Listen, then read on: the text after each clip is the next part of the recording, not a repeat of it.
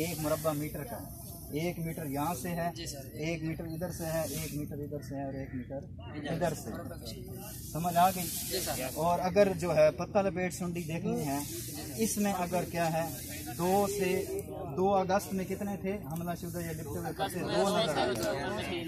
अक्टूबर में 3 थे, अगस्त में 2 है और सितंबर अक्टूबर में 3 है।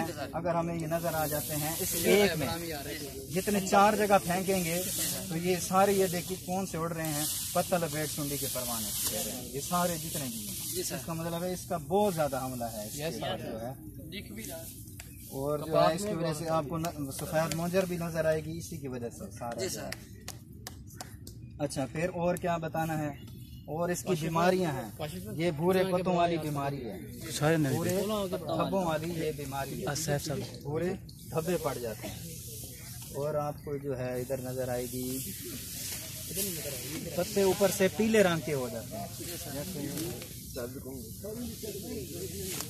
ऐसे सारी भूरे पत्ते वाले नजर आ रहे हैं।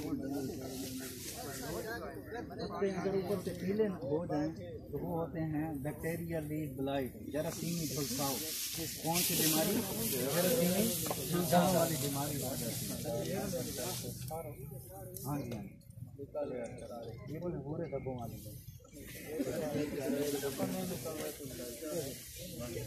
ये सर जी पत्ता लपेट में, ये पत्ता लपेट सफेद रंग से जो है निशान पड़ जाता है।